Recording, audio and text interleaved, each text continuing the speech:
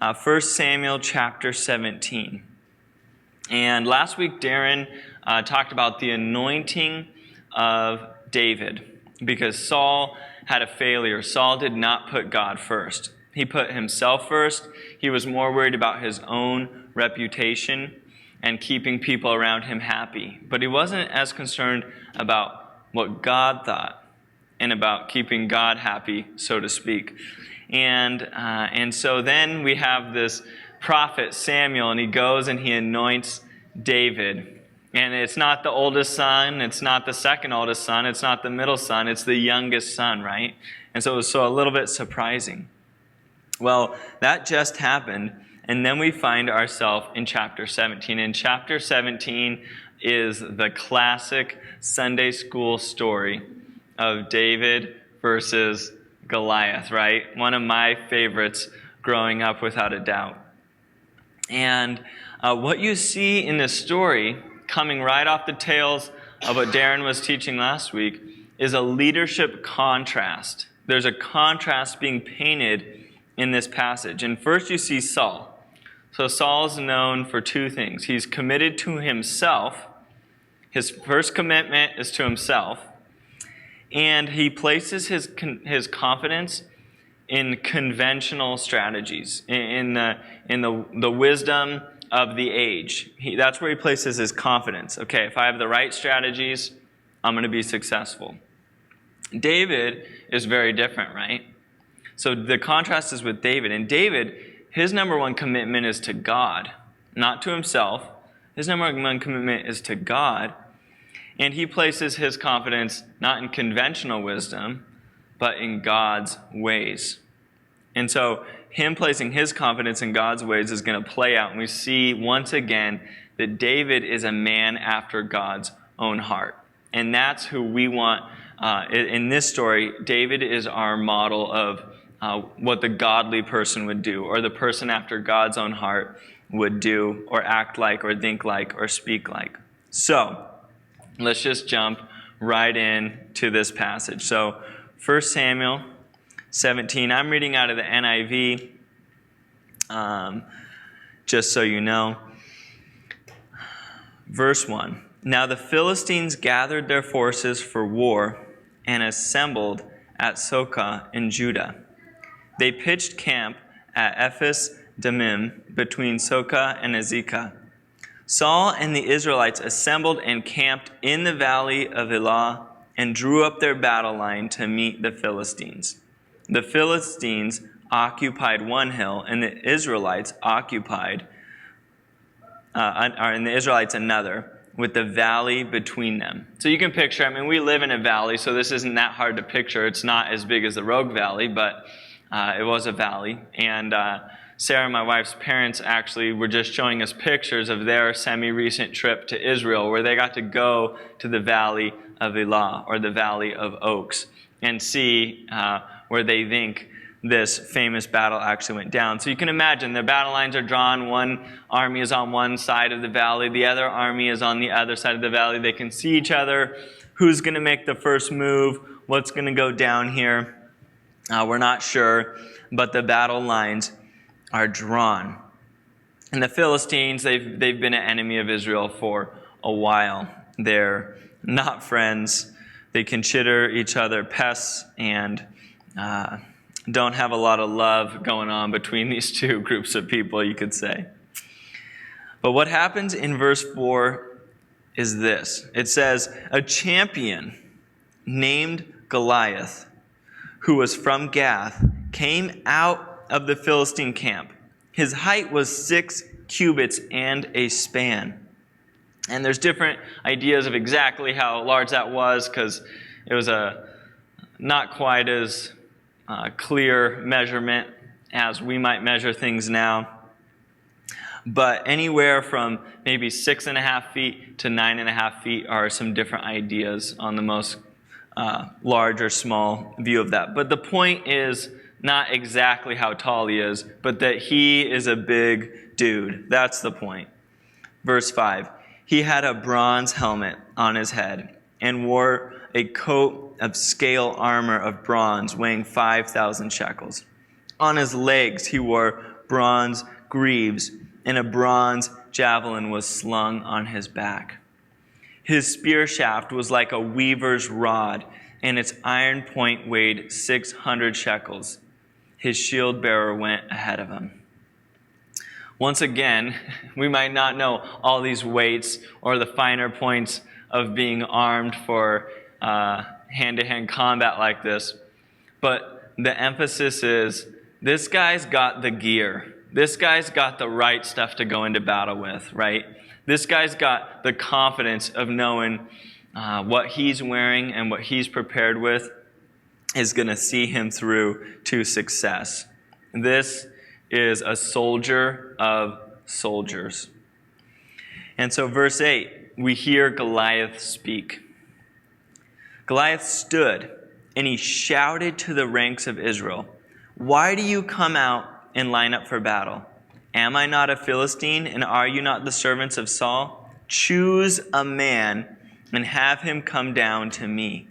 If he is able to fight and kill me, we will become your subjects. But if I overcome him and kill him, you will become our subjects and serve us." Then the Philistine said, "This day I defy the armies of Israel. Give me a man and let us fight each other." On hearing the Philistines' words, Saul and the other Israelites were dismayed and terrified. So somebody finally speaks up in this face-off, and Goliath says, here's our proposition. Instead of us all going to battle against each other, we're sending one man out, you send one man out. It'll be less bloody, and whoever wins this fight, it will be symbolic of who won the battle. And what was the reaction of the Israelites? My translation says dismayed and terrified. So it's interesting because we just got this visual, right, of all the armor and how tall and big and bad Goliath is, right? We got this visual. And then we got Goliath's words and his challenge. And it's very clear that them being terrified is because they are focused on the physical aspect of this fight, right? They're summing things up and saying, our best warrior with our best equipment isn't going to match up to this guy, right? It's just like you're gearing up for a fight, and if you're the little guy and you see the big guy that's got 60 pounds on you, you're a little worried, right? It's just that same idea. But Saul and the Israelites, they're so focused on the physical that they're not seeing the spiritual realities that are going on right around them. And do we ever do that? Do we ever fail to see the spiritual realities going on around us? I know I constantly do that, right? I'm so focused on just what's right in front of me with what I can touch or what's bigger than me that I'm not thinking about God and what He's doing in my midst. And so, as a leadership point here, we notice this about Saul. Saul's confidence is easily shaken by the enemy's words. Saul's confidence, it's easily shaken by Goliath's words, what he says. And so it brought up the question to me of whose words have power over me, right? Whose words have power over me? Because if you're like me, you might carry around some wounds of things that were said to you even as a kid. Doesn't matter how old you are, those words might still stick in your brain and still cause you pain, right? And so those words, someone's words, something they said to you that was maybe not even meant to be hurtful possibly, and that can still have a power over you and is defining you. Maybe it was shameful and it made you feel bad about who you are or something you did, and you're still holding on to that, right? And so whose words are going to have power over us? For Saul, his confidence was easily shaken. But a person after God's own heart is strengthened by God's words. And that's a bold, underlined God's words. A person after God's own heart is strengthened by God's words, right? And so it doesn't matter what other people are going to say. What matters is what God is going to say. Other people don't tell us who we are, not because we're not willing to listen or we're just so defiant, but because we're defined by God. You know, in the book of Joshua, that might have been on David's mind, right? It says, do not be afraid, I am with you, right? These kind of promises from God are, you don't have to fear when God is with you. And we know in the New Testament, greater is he that is in you than he that is in the world, right? And so these are the kind of words that can define our lives, are the words of God, the words of Scripture. And so a person after God's own heart is strengthened by God's words. So let's keep reading verse 12.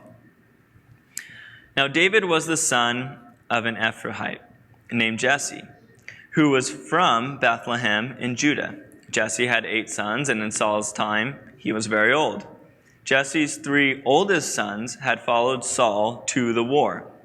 The firstborn was Eliab, the second Abinadab, and the third Shammah.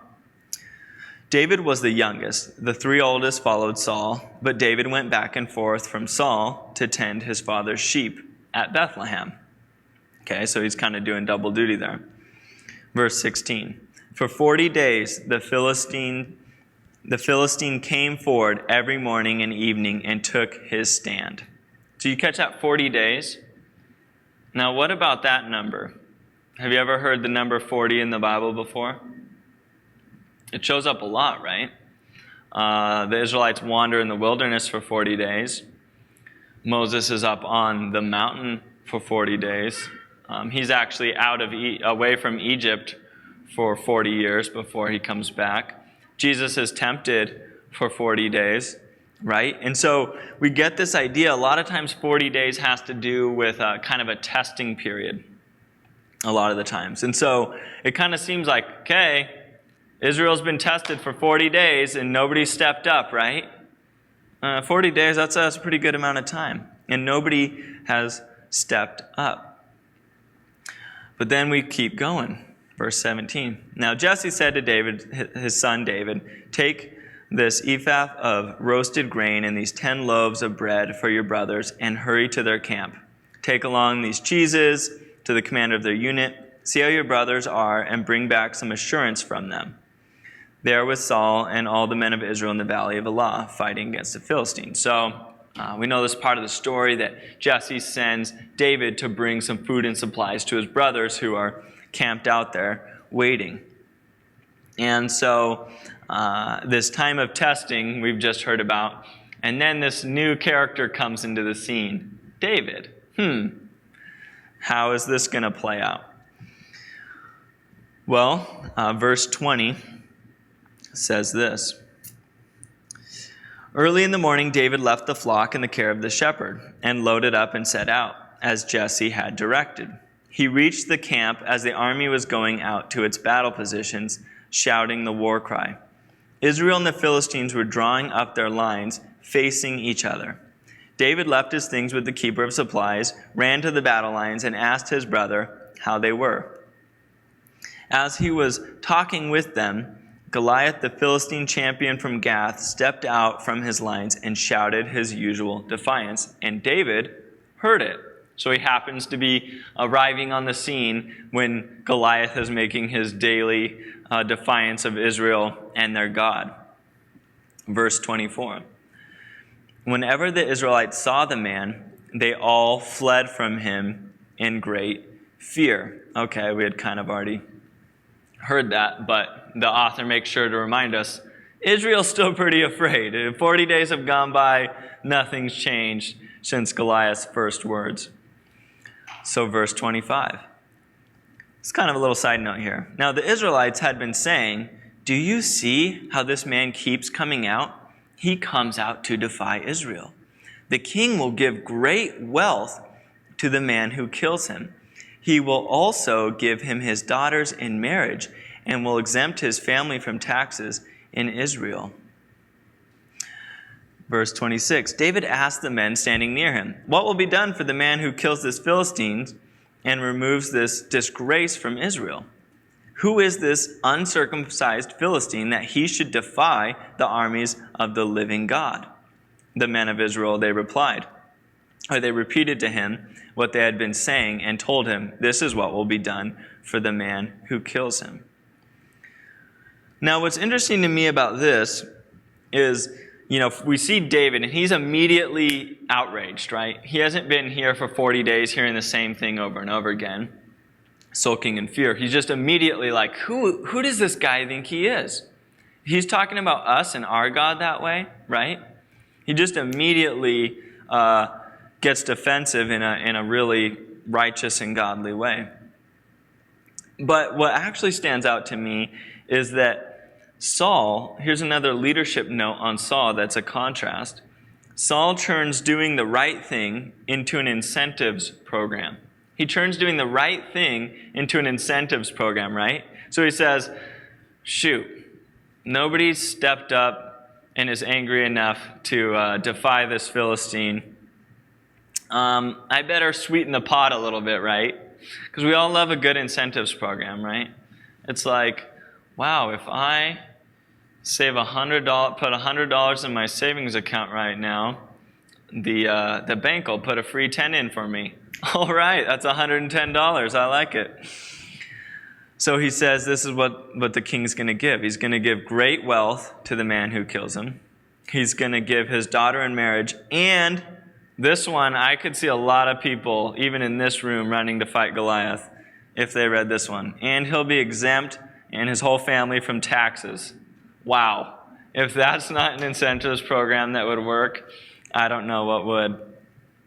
And so Saul, his leadership style, remember, is the best wisdom of the day. So he says, how can I make it worth it enough to probably get killed, but to be worth it enough that in the slight chance you win, you get enough stuff to be happy and to make an attempt at it, right? So Saul is working by turning the right thing to do to defend God's name. He turns it into an incentives program. But a person after God's own heart, they're motivated by God's love. They're motivated by salvation. They're motivated by not earning salvation, but just because they're saved, they're loved by God, and that propels them to want to honor and live for God. 1 John says, those who love me will obey me, because they know they're loved by God. And don't we want to serve those who love us? We do. Those who love us and take care of us and are there for us, we naturally want to serve them. And so a person after God's own heart is motivated by love and motivated by the relationship with God. And so then there's this kind of interesting little nugget in here that kind of feels like a side note. But verse 28 says, when Eliab, David's oldest brother, heard him speaking with the men, he burned with anger at him and asked, why have you come down here? And with whom did you leave those few sheep in the wilderness? I know how conceited you are and how wicked your heart is. You came down here only to watch the battle. Wow, that's pretty scathing treatment of your brother, right? He kind of hits him on a couple levels. Why did you even come down here? Maybe shouldn't you have just dropped off the supplies and got back to the sheep? And who did you leave them with? You were probably irresponsible. You probably left them with old Joe so-and-so. And now we're probably going to lose a sheep, and it's going to be your fault. And on top of that, you're conceited, and you just wanted to see a bloody fight. And that's a terrible motivation to be here. And so Eliab, man, he just tears into David. And what do you think's up with that? Why is there just this harsh reaction? It seems a little out of place. I wonder if maybe was he bitter that he got passed over not that long ago at Samuel's anointing? Was he bitter that he thought he was going to be the one that was anointed king, and now he's just jealous of his brother? Or does David showing up just point out that he hasn't gone out to fight, that he hasn't defended God's name, and so he just feels kind of ashamed, and so he's trying to push the blame on someone else. It's not exactly clear why he feels that way. But in verse 29, David says, "Now what have I done?" said David. "Can't I even speak?" I'm just asking these guys some questions. He then turned away to someone else and brought up the same matter, and the men answered him as before. What David said was overheard and reported to Saul, and Saul sent for him. So now the plot's moving along. But, I think with his brother Eliab, it's kind of insecurity 101, right? When we're insecure about ourselves and maybe our own failures or our own disappointments, or that someone got picked to be anointed and we didn't. Insecurity 101 says, fix others' problems in order to avoid your own, right? Have you ever done that? Man, fixing my own life, this is too hard. Why don't I just fix this person's life over here, right? It's really easy to point out solutions and problems in other people's lives without dealing with the problems in our own lives, right? And I think often when I've seen that in my own life, it's actually driven by my insecurity, right? My insecurity about who I am, or if I'm doing the right things, or if I'm disciplined enough, or things like that. And it's interesting because Jesus says, before you focus on the piece of sawdust in someone else's eye, make sure you notice the plank in your own eye, right? Do you remember that passage? And it kind of seems like Eliab maybe has a plank in his eye, and he's working on the speck in David's eye. And so we don't want to be the kind of people that try to fix other people's problems in order to avoid our own, right? And so now Saul and David, they're going to discuss the situation. So you have this, as Darren pointed out, this not well known, this country boy, and now he's talking to the king of Israel. So wow, this is going to be an interesting conversation. Verse 32. David said to Saul, "Let no one lose heart on account of this Philistine. Your servant will go and fight." Wow, well, that's a pretty big statement. Your servant will go and fight him. And before we keep reading, remember, it's been 40 days that Saul has delayed, and it took David a matter of hours to stand up for God's reputation. Saul's been stalling for 40 days because he's afraid, and that's a leadership contrast again, another leadership contrast. Saul has been stalling for 40 days because he's afraid, but David takes one day to do what's right. Isn't that amazing? He takes one day, or less than a day, to do what's right. And that is a good note for us, that a person after God's own heart doesn't delay in doing what's right. A person after God's own heart doesn't delay in doing what's right. Now, of course, the grace of God abounds. How many times have I put off doing something right, and then that flies in my face, but then maybe God gives me a second chance. And even if there's not a second chance, there's a grace and forgiveness of a kind God. But a person after God's own heart doesn't delay in doing what's right. And we see that right off the bat with David in verse 32, how his first thing he says to Saul is, "Let no one lose heart. Your servant will go and fight him." He's not defined by fear. He's defined by faith. So verse 33. Saul replied, "You are not able to go out against this Philistine and fight him. You are only a young man, and he has been a warrior from his youth." But David said to Saul, "Your servant has been keeping his father's sheep.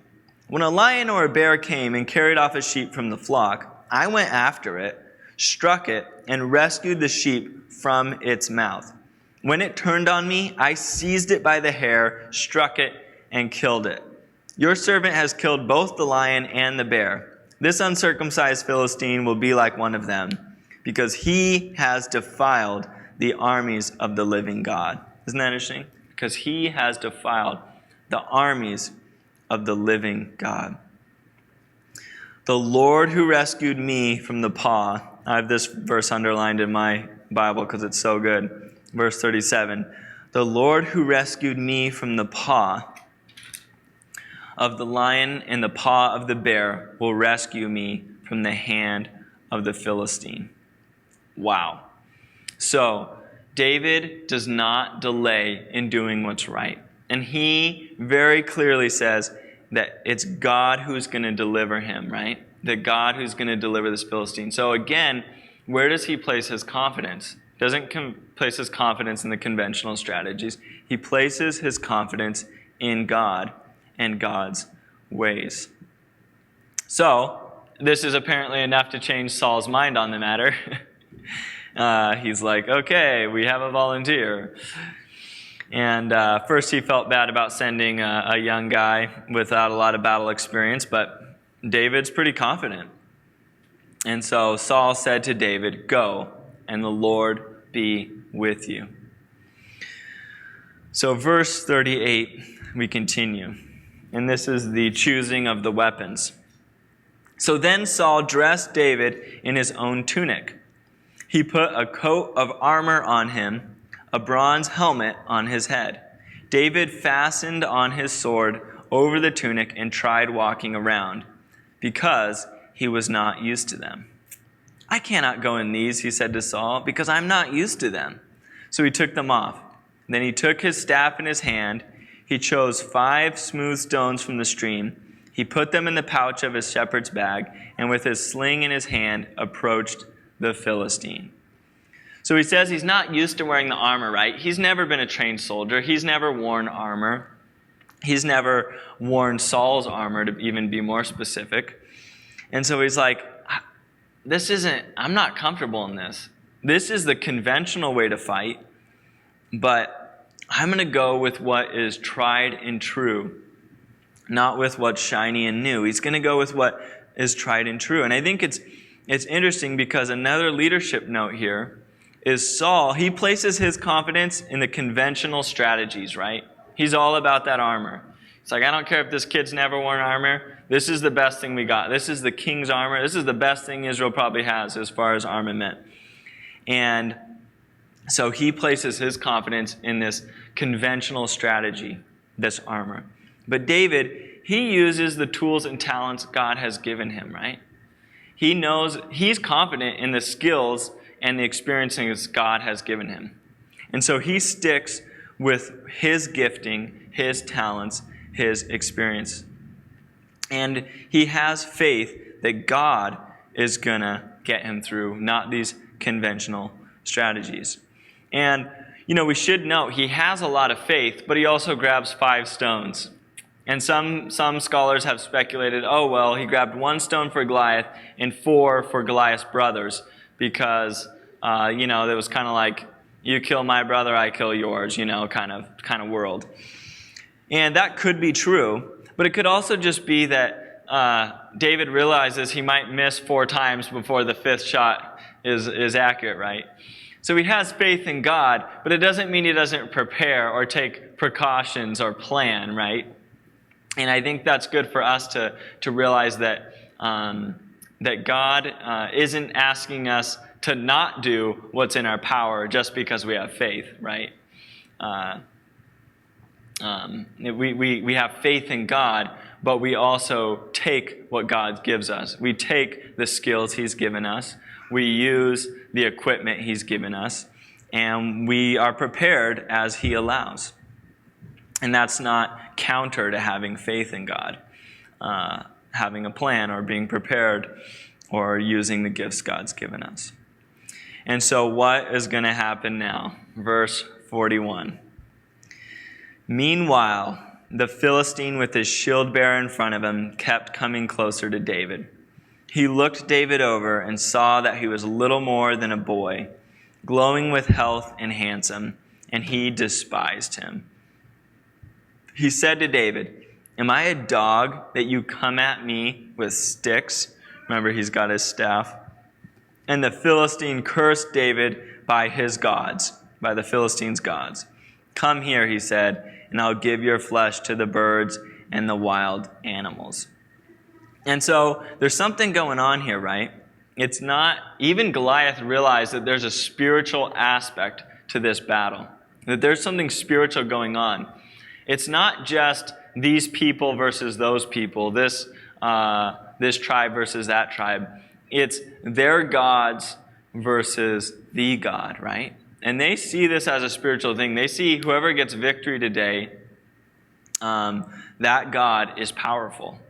And so he curses David by his gods, calling his gods to give him victory over David, even though Goliath has a lot of confidence. But Goliath's confidence is misplaced, right? Because he too is looking at what's conventional. And if you just listed up, who has more battle experience? Goliath. Who has better weapons? Goliath. Who is stronger? Goliath. Who's going to win? Okay, well, I would put my money on the Philistine, right? And you'd be foolish just a pen and paper way, you'd be foolish not to put your money on Goliath.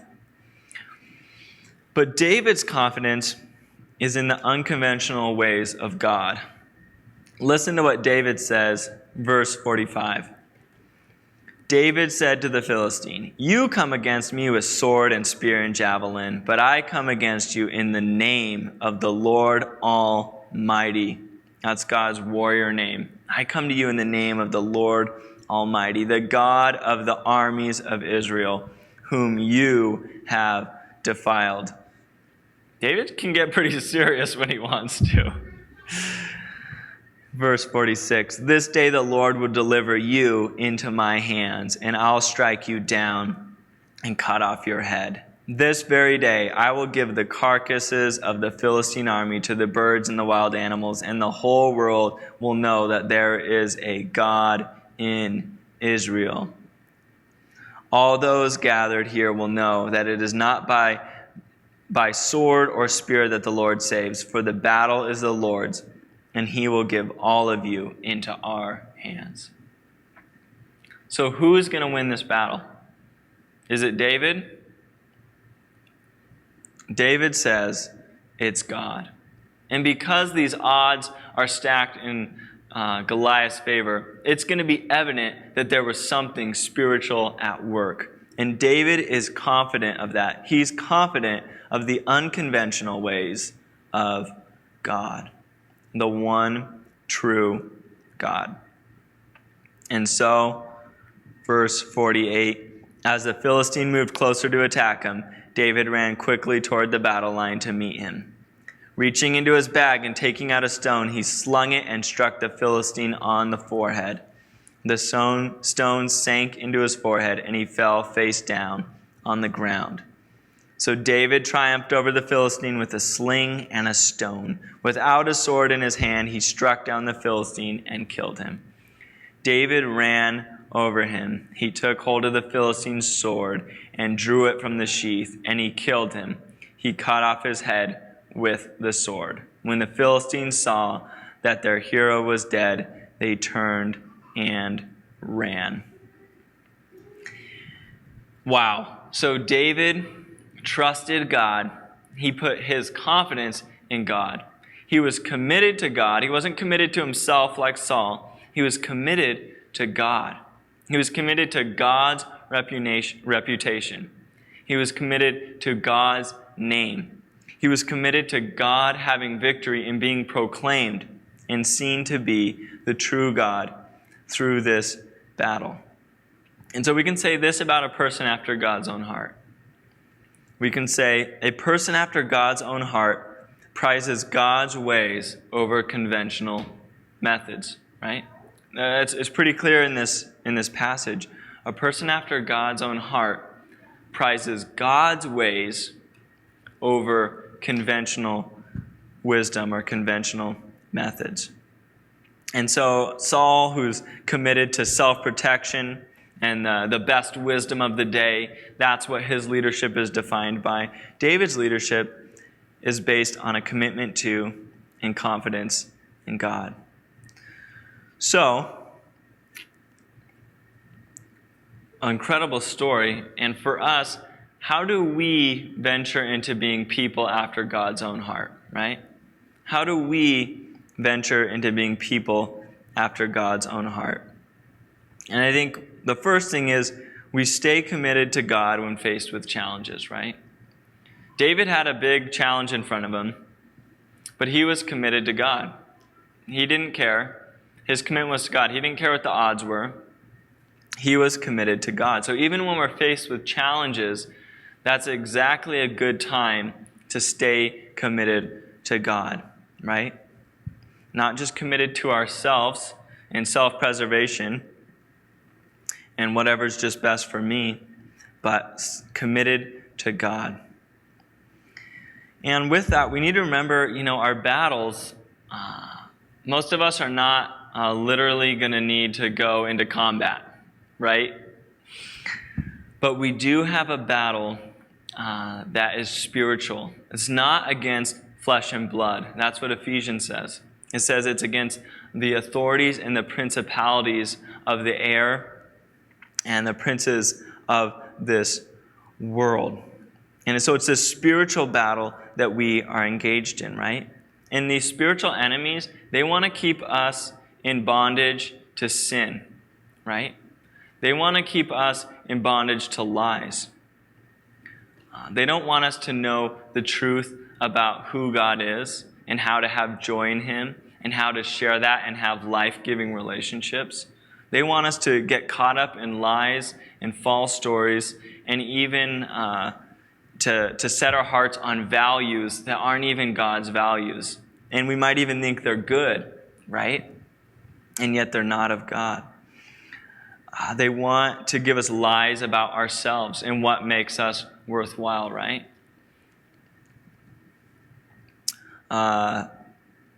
We work with the teens, and there's so many lies on what success is, right? Lies on, if you have a girlfriend, then that's something. Or if you're really physically beautiful, then that's something, right? Well, those are some subtle lies that can creep in that aren't actually the truth. We also just battle temptation, right? We battle temptation all the time, not to have integrity. We battle temptation not to honor God in our choices. We battle temptation all the time, and this is a spiritual fight that God wants to overcome. We battle false ideas in the culture around us, right? And trying to stay committed to the truth is a battle. And we're always battling the inclination to serve ourselves, right? Just to put Josh first, for Josh to be number one, right? And that is a spiritual battle too. These are all spiritual battles. So stay committed to God when we're faced with challenges.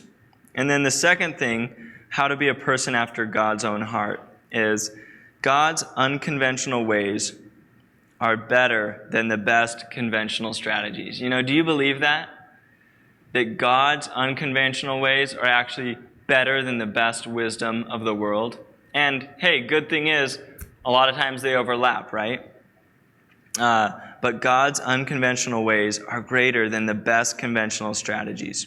And it's really interesting.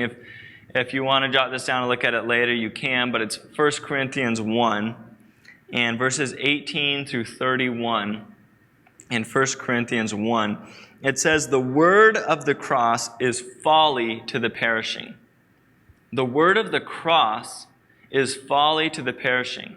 And it says, it's the idea and the truth and what happened on the cross, that God came down as man and then died to set people free.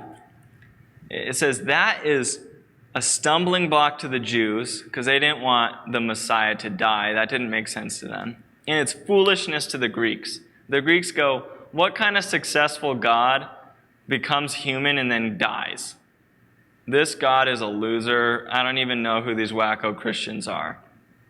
But it says that it is the power of salvation to those who trust in God. And it's actually the wisdom of God.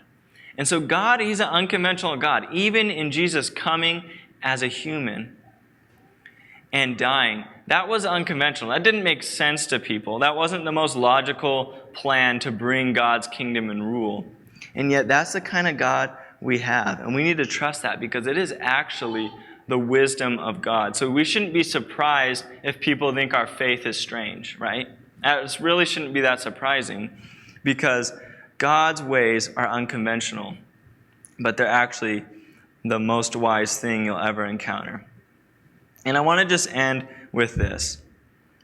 What is God's unconventional ways? Well, it's his armor he gives us for this spiritual battle. Turn to Ephesians 6. Ephesians 6. So the battle we're fighting, we're not fighting the Philistines for God's name. We're not grabbing a sling and throwing rocks. But we are in a battle. Ephesians chapter 6, verse 12. For our struggle is not against flesh and blood, but against the rulers, against the authorities, against the powers of this dark world, and against the spiritual forces of evil in the heavenly realms. Therefore, put on the full armor of God, so that when the day of evil comes, you may be able to stand your ground, and after you have done everything, to stand. So this is God's ways spelled out right here for us. This is God's way. These are the ways that we are going to fight well. These are the way that we are going to be people after God's own heart. And this could be a whole other study, but we're just going to go through this real quick. Stand firm then with the belt of truth buckled around your waist. Now the belt, it holds everything together, right? It keeps everything secure. The men would actually be wearing a longer outfit, and so when they went to run, they would actually tuck, I don't even know what to call what they wore, up in their belt. It was like the idea of girding your loins so you could run, so you had freedom of movement. And this is the truth, and this is talking about integrity. It's talking about having integrity and being faithful. Okay? So as we have integrity, as we're faithful to God, we're truthful people, that's going to be our belt that's going to help us battle. And then there's with the breastplate of righteousness in place. And this is talking about just living for God, about living out the new life, living out the kingdom, making righteous choices, okay?